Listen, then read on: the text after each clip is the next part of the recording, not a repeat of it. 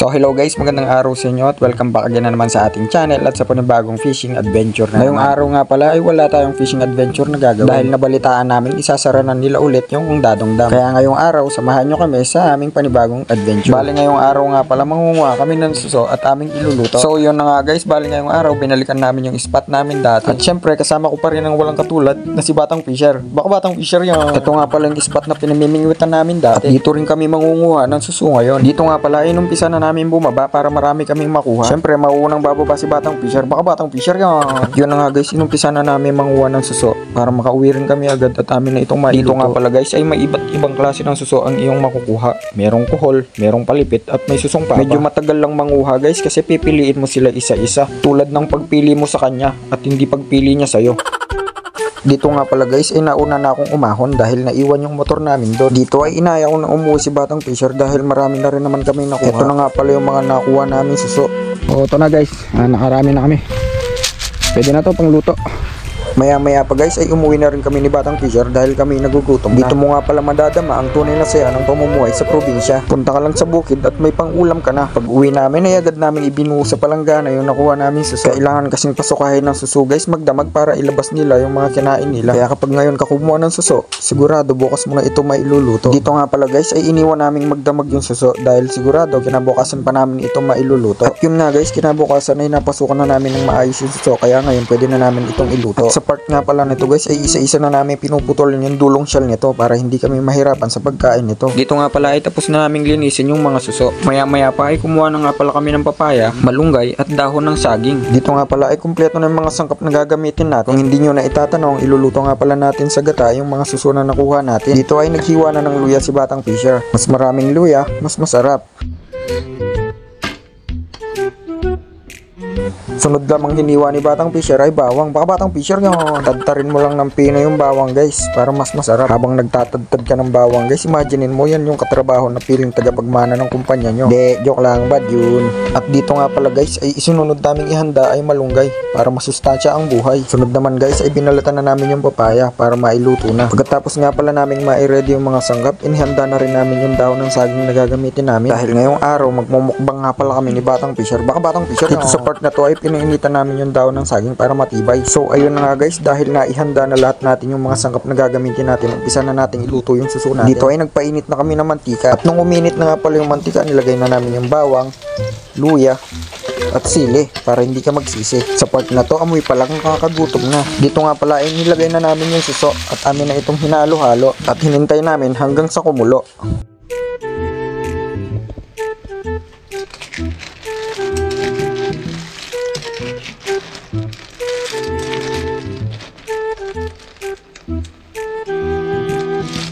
At sa part nga pala na to guys ay kumulo na. At syempre, dahil gata yung iluluto namin, lalagay na namin yung Coco Mama. Coco Mama, baka naman. Para sa mga nagtatanong, ready-made gata na nga pala ito guys. Kung saan hindi mo na kailangan bumili ng niyog at magkudkod. Sa part nga pala na to ay nagugutom na kami at takam na kami sa linuluto namin. Dito nga pala ay nilagay na namin yung papaya para maya maya ay lumambot na. Coco Mama, baka naman.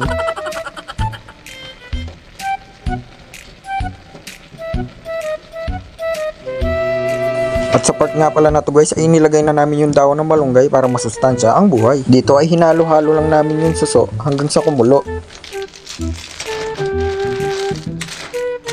At dito nga pala sa part na to guys, pagkatapos na maraming kulo, sa wakas naluto rin yung aming suso. At kung umabot kayo sa part na to guys, itsura pa lang nakakagutom. Pag-comment nga pala sa baba kung taga saan kayo para alam namin kung saan umabot ang video na to. Yun na nga guys, dahil gutom na kami, ni-ready na namin yung pagkakainan namin. Dito nga pala guys ay sinasandok na namin yung kanin na magpapabusog sa amin. Maya maya pa ay nailagay na namin yung isang buong kasirola. Saing na lang mamaya para hindi pagalitan ni mama. At yun na nga guys, ito na yung pinakahihintay namin part, mukbangan na.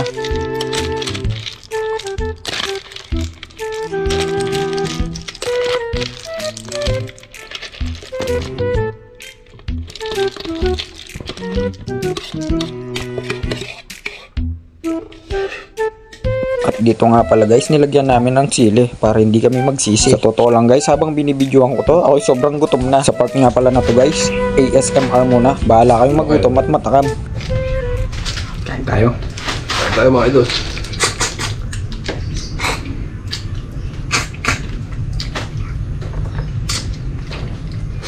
Diba?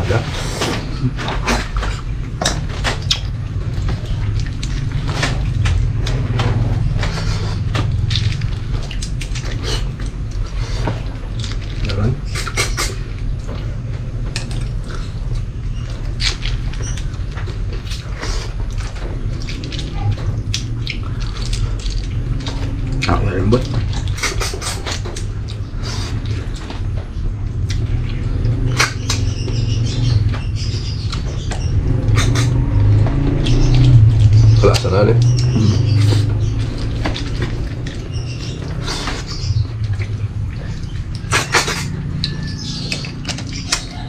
Tignan natin yung mga nahuli.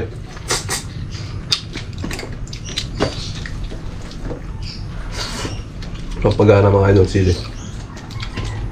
Sili mga idol.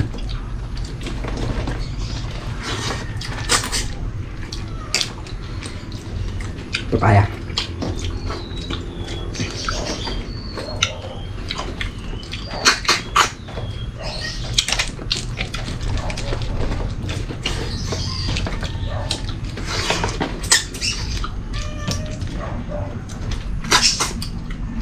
May bangal. May bangal.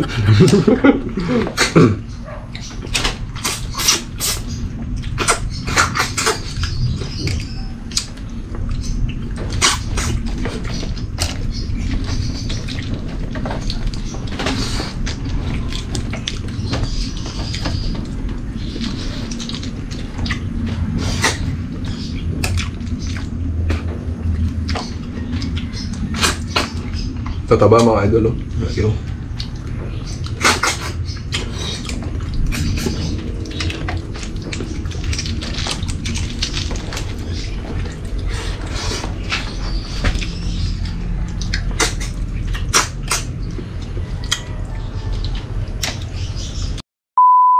Sarap.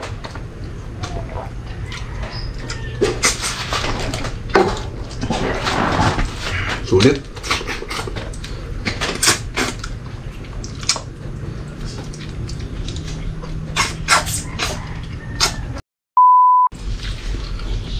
Sili.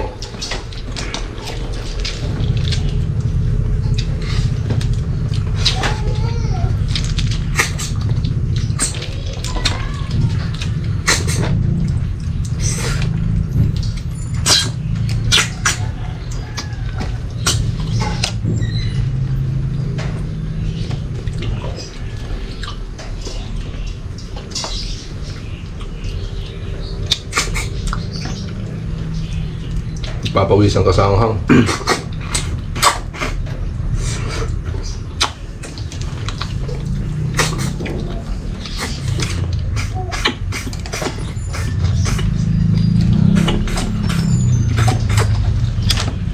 Ya tabi pupus.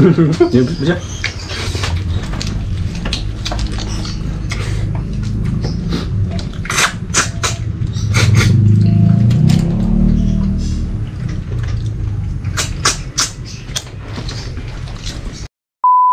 A few moments later. So ayun na nga guys, sana nag-enjoy kayo sa video na to.